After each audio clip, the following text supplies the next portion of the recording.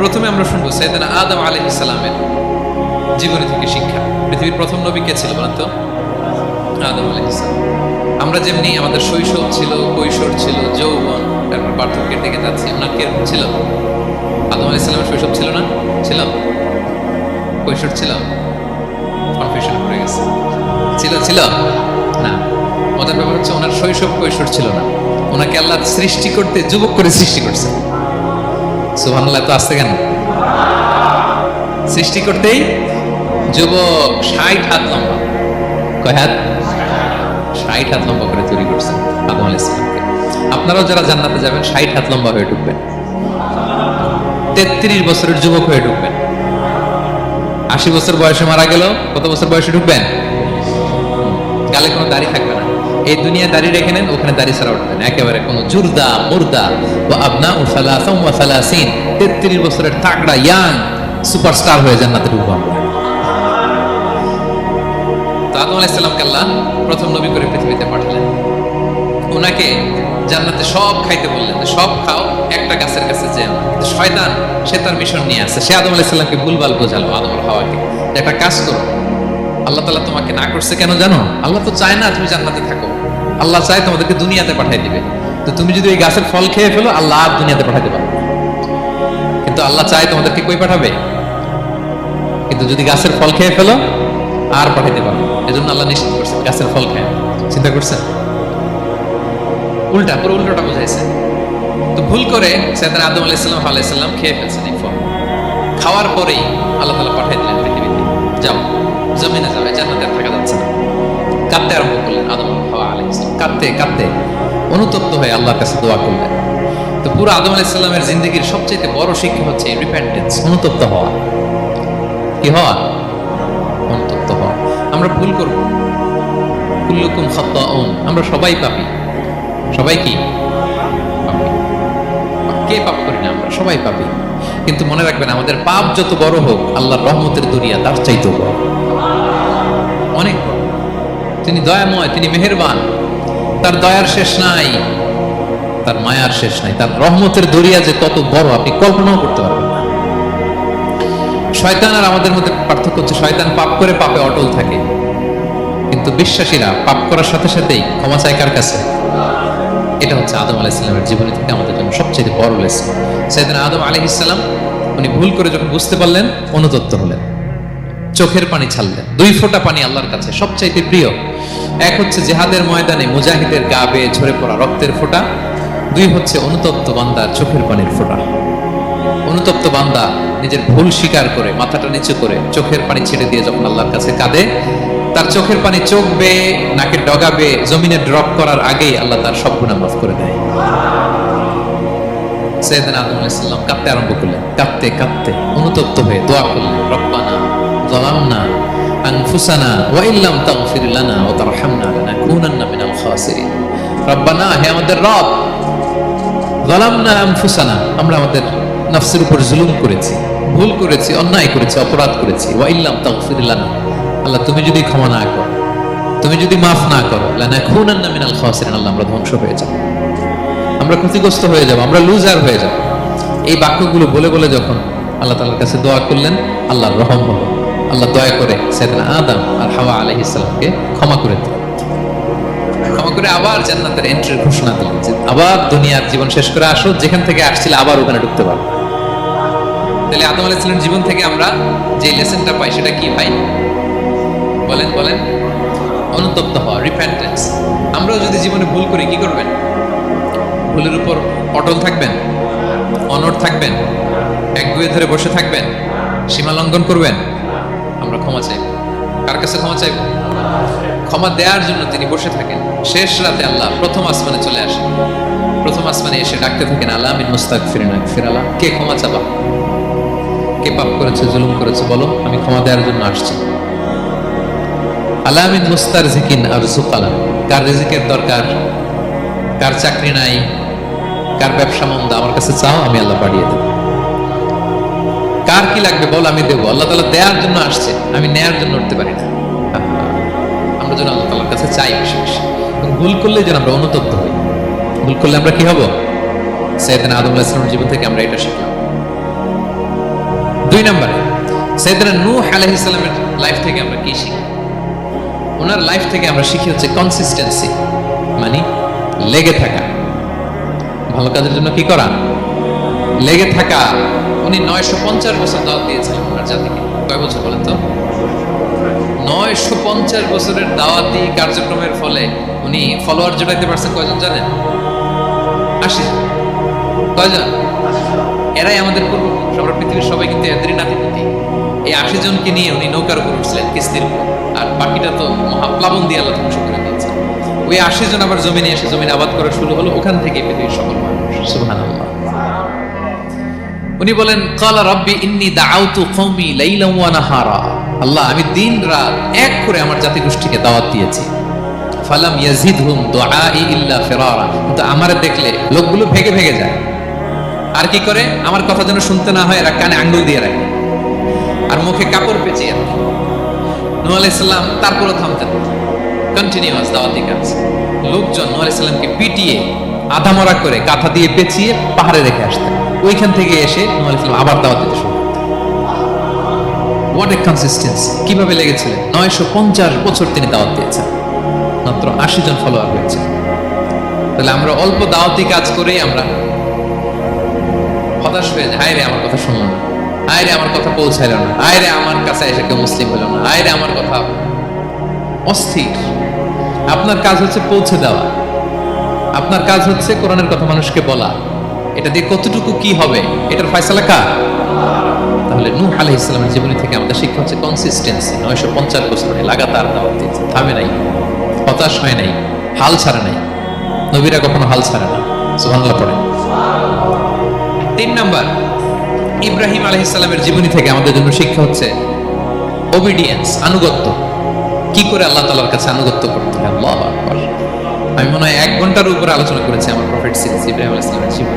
ওনার পুরো জীবনটা, আল্লাহ কোনো কিছু বলতে দেরি, আল্লাহর আদেশের সামনে মাথা পেতে দিতে ইব্রাহিম আলাইহিস সালামের দেরি হয় না। আল্লাহ বলছেন আসলিম, ওয়া ইয ক্বালা রাব্বুহু আসলিম ক্বালা আসলামতু লিরাব্বিল আলামিন। হে ইব্রাহিম সারেন্ডার, সারেন্ডার। সুবহানাল্লাহ। ইব্রাহিম আনুগত্য করো, আল্লাহ আনুগত্য করছে। ওনার সন্তান হয় না, 86 বছর বয়সে একটা সন্তান দিলেন আল্লাহ। আমাদের এখানে কার বয়স কত? সর্বোচ্চ বয়স কত আছে? আমরা এদিকে 60 বছরের মধ্যে কেউ নাই, ঠিক কিনা? 86 বছর বয়সে আল্লাহ সন্তান দিয়েছেন ইসমাঈল আলাইহিস সালাম। কত বছর বয়সে? সন্তানটা আদরের নাকি? হ্যাঁ, আদরের না? শেষ কালে একটা সন্তান পেলেন 86 বছর বয়সে। ইব্রাহিম আর হাজেরার ঘরকে উজাড় করে ফুটফুটে এক সন্তান ইসমাঈল আলাইহিস সালাম আসলেন। ভালোবাসা, আদর যেন ঠিকরে পড়ে, এত গদগদ ভালোবাসা। এবার বললেন যাও, হাজেরা আর দুধের সন্তান ইসমাইলকে মরুভূমিতে ফেলে দিয়ে আসো। মরুভূমিতে রেখে আসো, রেখে আবার থাকাও যাবে না, যাও তুমি ফিলিস্তিনে, এরা থাকবে মক্কায়, মরুভূমির মাঝখানে। পরে আল্লাহ জুরহুম কওমের মাধ্যমে এদেরকে পানি, জামজাম, অনেক কিছু দিলেন। লম্বা ঘটনার দিকে যাচ্ছে। এরপর হৃদয় যখন ফেটে চৌচির হয়ে যায়, তখন আল্লাহ তাআলা বলেন ঠিক আছে যাও, যা একটু ছেলেরা দেখে আসো। এবার যে দেখে ছেলেরা আরো মায়া লাগে, কারণ একটু বড় হয়েছে তো, এবার দৌড়াইতে পারে, হাঁটতে পারে। সুবহানাল্লাহ বলে। এবার যখন দৌড়াইতে পারে, হাঁটতে পারে, আব্বু আব্বু বলে ডাকতে পারে, মায়াটা যখন একটু গাঢ় হয়েছে, আল্লাহ বলে এবার ছেলেরা জবাই করে। দেখছেন কি পরীক্ষা? 86 বছর বয়সে সন্তান পেল, রেখে আসলো মরুভূমিতে। একটু বড় হইলো, দেখা করতে গেল, এবার বলে জবাই করো। জবাই করো বলতে দেরি, ছুরি চালাতে দেরি হয়নি। কুরবানির ইতিহাস, লম্বা ইতিহাস, দিকে যাবো। এরপরে আল্লাহ কবুল করলেন। এরপরে বললেন বাপ বেটা মিলে মরুভূমির মধ্যে ঘেমে ঘেমে একটা ঘর বানাও। এরপরে ঘোষণা দাও মানুষকে যেটা আমার ঘর। বাপ বেটা মিলে কষ্ট করে একটা ঘর বানালো। এবার বললেন আজান দাও, ঘোষণা দাও, সবাই যেন এখানে আসে। আল্লাহ কারে ঘোষণা দিল? কেউ তো নাই। বলতেছে তুমি ঘোষণা দাও, এই ঘোষণার শব্দ পৃথিবীর সব মানুষের কর্ণকুহরে আমি আল্লাহ নিজ দায়িত্বে পৌঁছে দেব। আমরা যারা রুহের জগতেও তখন ছিলাম, যারা লাব্বাইক বলতে পেরেছি, তাদের ঠিকই নসিবে ওই কাবা ঘর জিয়ারতের নসিব হয়ে যাবে। উনি ঘোষণা দিলেন, দেখেন কেউ নাই, ধুধুমরু প্রান্তর। আজকের মক্কাকে কল্পনা করেন তো কি অবস্থা। এই রমজানের লাস্ট 10 days অফ রমাদান আপনি জায়গা পাবেন? হজের চেয়েও বেশি মানুষ। কিভাবে আল্লাহ কবুল করেছে, কিভাবে আনুগত্য, সাবমিসিভনেস, নিজেকে আল্লাহর কাছে পুরো সুপর্দ করা, এর নমুনা সাইয়েদনা ইব্রাহিম আলাইহিস সালাম পেশ করেছে। তাহলে সংক্ষিপ্ত কথা হচ্ছে, আল্লাহ নবী ইব্রাহিম আলাইহিস সালামের জীবনী থেকে আমাদের জন্য শিক্ষা হচ্ছে অবিডিয়েন্স, আনুগত্য। কিভাবে আল্লাহর আদেশের সামনে মাথা পেতে দিতে হয়, পারা যাবে তো? হ্যাঁ, ওই ইব্রাহিম আলাইহিস সালামের রক্ত আমাদের দেহে বহমান, আমরাও নবী ইব্রাহিমের উত্তরসূরি। নবী ইব্রাহিমের আলাইহিস সালামের মতো আমরাও ইসলামের জন্য জীবন বিলিয়ে দেওয়ার দরকার আছে না নাই? বলেন বলেন। শক্ত পদে আমাদেরকেও এরকম স্যাক্রিফাইসের মেন্টালিটি অর্জন করতে হবে। অবিডিয়েন্স, আনুগত্যের শিক্ষা আমরা নবী ইব্রাহিম আলাইহিস সালামের কাছ থেকে পাই। 4 নম্বর, ইয়াকুব আলাইহিস সালাম, ওনার জীবনী থেকে শিক্ষা হচ্ছে পেশেন্স, ধৈর্য। আমাদের অনেকের ধৈর্য নাই, আমরা অস্থির, অল্পতে ধৈর্য হারাই ফেলি। ধৈর্য এমন একটা গাছ, এই গাছের সারা গায়ে অনেক কাটা, কিন্তু এই গাছের ফল বড্ড মিষ্টি। ধৈর্য এমন একটা গাছ, গাছের সারা গায়ে কি, কিন্তু ফলটা। ইয়াকুব আলাইহিস সালামের কলিজার টুকরা ইউসুফ আলাইহিস সালামকে ভাইয়েরা মেরে আহত করে কুয়ায় ফেলে দিচ্ছে, কুয়া থেকে নিয়ে মিশরে বিক্রি করে দিচ্ছে। এখন এতিম হয়ে আরেক জায়গায় থাকে, বাবার কলিজা ফেটে যায়, ছিঁড়া যায়, কিন্তু কাউরে বিচার দেয় না, কাউরে কিছু বলে না। উনি বলে ইন্নামা আশকু বাসি ওয়া হুজনি ইলাল্লাহ, আমার দুঃখ কষ্ট মনের জ্বালার যন্ত্রণা আমি একজনকে বলি, তিনি কে? ধৈর্য ধারণ করলেন। প্রাপ্তবয়স্ক অবস্থায় ওনার ছেলে বানিয়ামিন, তাকেও হারালেন। আবার বলে আমি কাউরে বিচার দিই না, একজনের বলে, তিনি কে? এই 2 ছেলের শোকে কাঁদতে কাঁদতে অন্ধ হয়ে গেল। আল্লাহু আকবার। সাইয়েদনা ইয়াকুব আলাইহিস সালাম একবার ধৈর্য হারান। তাহলে আল্লাহ নবী ইয়াকুব আলাইহিস সালামের জীবনী থেকে আমাদের জন্য শিক্ষা হচ্ছে পেশেন্স। বিপদে আমরা কি ধরবো? ধৈর্য ধারণ। 5 নম্বরে, ইউসুফ আলাইহিস সালামের জীবনী থেকে আমাদের শিক্ষা হচ্ছে he is the archetype of good character, উন্নত চরিত্রের মডেল। আমার যুবক ভাইয়েরা, গায়েদ ফাউন্ডেশন বাংলাদেশের আজকের ইফতার প্রোগ্রামে যুবক যারা এসেছো, তোমাদের জন্য শিক্ষা আর্কিটাইপ অফ গুড ক্যারেক্টার, চরিত্র কিভাবে হেফাজত করতে হয় এর মডেল, প্রেরণার বাতিঘর। তাগড়া যুবক, পৃথিবীর সবচেয়ে সুন্দর পুরুষ ইউসুফ আলাইহিস সালাম, তাকে দেখে ওই সময়ের আরেক বিশ্ব সুন্দরী জুলাইখা প্রেমে মাতোয়ারা গোপন কক্ষে নিয়ে প্রেম নিবেদন করেছে, বলেছে ইউসুফ কাক পক্ষে টের পাবে না। আল্লাহ নবী ইউসুফ আলাইহিস সালাম এটাকে প্রত্যাখ্যান করলেন, জোরাজুরি করলো, প্রত্যাখ্যান করলেন, মারধর করা হলো, প্রত্যাখ্যান করলেন। সবশেষে আলটিমেটাম দিল, যদি আমার কথা মতো না চলো জেলখানায় ভরবো। উনি বললেন ক্বালা রাব্বি সিজনু আহাব্বু ইলাইয়া মিম্মা ইয়াদউনানি ইলাই, আল্লাহ এই পাপের কাজের চেয়ে জেলখানায় আমার জন্য ভালো। বিনা অপরাধে বিনা দোষে 1 যুগ মিথ্যা অপবাদে কারাবন্দী ছিলেন সাইয়েদনা ইউসুফ আলাইহিস সালাম। তারপরেও চরিত্রের ব্যাপারে 1 বিন্দু কম্প্রোমাইজ করেন। যুবক ভাইরা, চরিত্র বড় দামি সম্পদ। সম্পদ গেলে সম্পদ আসে, স্বাস্থ্য গেলে স্বাস্থ্য আসে, একবার চরিত্র নষ্ট হলে ওই চরিত্র আর ফিরে পাওয়া যায় না। সাইয়েদনা ইউসুফ আলাইহিস সালামের জীবনী থেকে আমাদের শিক্ষা হচ্ছে চরিত্রকে কিভাবে প্রিজার্ভ করতে হয়। এটা 6 নম্বরে, সাইয়েদনা ঈসা আলাইহিস সালামের জীবনী থেকে আমাদের জন্য শিক্ষা হচ্ছে স্লেভারি, দাসত্ব। কারণ আমরা সবাই গোলাম একজনের, বলেন তো কার গোলাম? আল্লাহর গোলাম। কিন্তু ওনার সব উম্মতেরা, মানে খ্রিস্টানরা তাকে বলে সান অফ গড, উনি নাকি আল্লাহর সন্তান। নাউজুবিল্লাহ পড়েন। ওনার মা ম্যারি, মানে মারিয়াম আলাইহিস সালাম নাকি আল্লাহর স্ত্রী। নাউজুবিল্লাহ। কিন্তু উনি জন্মের পরেই দুধের শিশু মায়ের কোলে বসে একটা ছোট্ট ভাষণ দিয়েছিলেন, বলেছিলেন ইন্নী আব্দুল্লাহ আতানিয়াল কিতাবা ওয়া জাআলানি নাবিয়্যা, আল্লাহ আমাকে আল্লাহর গোলাম বানিয়ে পাঠিয়েছেন।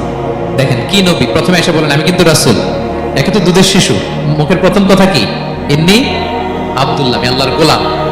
যাতে করে পুরো খ্রিস্ট সমাজের বিরুদ্ধে দলিল হয়ে থাকে যে তোমাদের নবী পৃথিবীতে এসে তার মুখ নিঃসৃত প্রথম শব্দটাই ছিল আমি আল্লাহর দাস, আমি আল্লাহর গোলাম।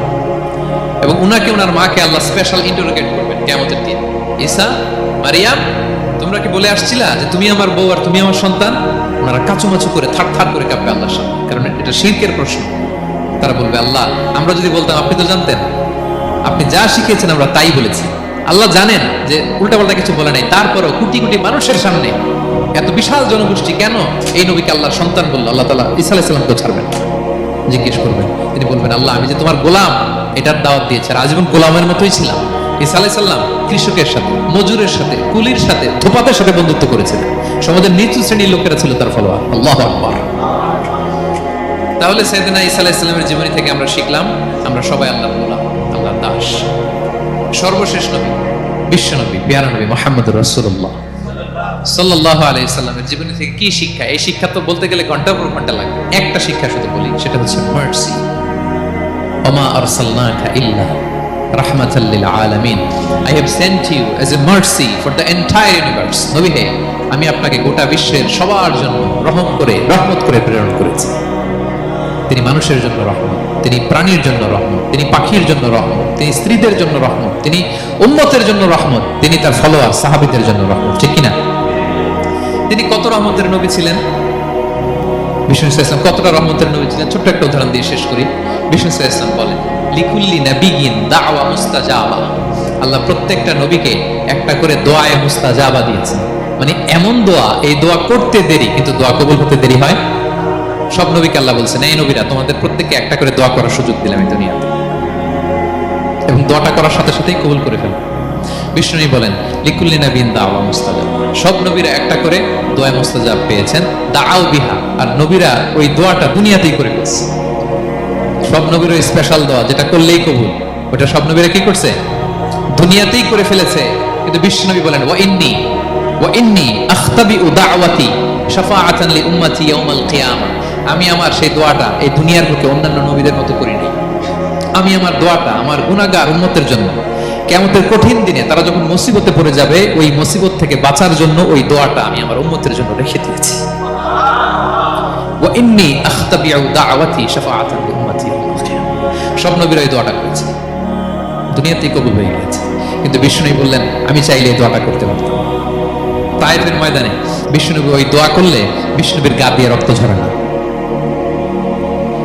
কুরাইশদের সাথে বিষ্ণুনবীর 3 বছর জেল খাটা লাগে না। মদিনাতে বিষ্ণুনবী অনেক না খেয়েছিলেন, পেটে পাথর বেঁধেছিলেন, দোয়া করলে জান্নাত থেকে খাবারের বস্তা চলে আসতো, মুহূর্তেই কবুল। জীবনের কোনো কঠিন পরিস্থিতিতে বিষ্ণুনবী এই দোয়াটা করেনি। বিষ্ণু বলেন, আমি আমার এই দোয়াটা স্পেশালি আমার গুনাহগার উম্মতের জন্য রেখে দিয়েছি। কিয়ামতের কঠিন ময়দানে আমার গুনাহগার উম্মত যখন বিপদে পড়ে যাবে, তাদেরকে ওই বিপদ থেকে বাঁচানোর জন্য ওই দোয়াটা আমি প্রিজার্ভ করে দিয়েছি। বিষ্ণু ইসলাম আমার জন্য এই দোয়াটা রেখে দিয়েছে। প্রিয় ভাইয়েরা, এই দোয়াটা আপনার জন্য রেখে দিয়েছে। বিষ্ণুনবী দোয়াটা আমাদের জন্য রেখে দিয়েছেন। চাইলে দুনিয়াতে এই দোয়াটা করতে পারতেন, করেননি। সব নবীরা করে ফেলেছেন। এজন্য বিষ্ণুকে বলা হয়েছে, ওমা আরসালনাকা ইল্লা রাহমাতাল লিল আলামিন। নবী হে, I have sent you as a mercy for the entire universe. গোটা বিশ্বের জন্য আপনাকে আমি রহমত করে প্রেরণ করেছি। আপনি রহমতের নবী, আপনি দয়ার নবী, মায়ার নবী।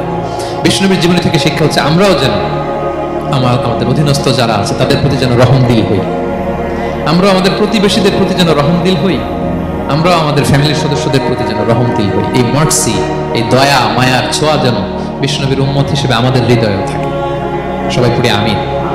তাহলে সম্মানিত সুধী, নবীদের এই লাইফ লেসন থেকে আমরা যেগুলো শিখলাম, এগুলো আমাদের জীবনে বাস্তবায়নের দরকার আছে না নাই? বলেন বলেন। বেশি বেশি নবীদের জীবন চর্চা করবেন তো? প্রফেট সিরিজের যে লেকচারগুলো আপনাদের জন্য রেখেছি আপনারা শুনবেন তো? সবাই ছেলে মেয়েদেরকে নবীদের জীবনী শেখাবেন তো? তারাই হচ্ছে আমাদের রিয়াল হিরো, তারাই হচ্ছে সুপার হিরো। দে আর আওয়ার আইকন। এবং আমাদের হেদায়েতের জন্য তাদেরকে আল্লাহ তাআলা আমাদের কাছে পাঠিয়েছেন নবী হিসেবে, রাসূল হিসেবে। নবীরা যেই পথে চলেছেন, যে দিক নির্দেশনা আমাদেরকে দিয়েছেন, আমরা যেন আমাদের জীবনকে ওই পথে ওই মতে পরিচালিত করতে পারি।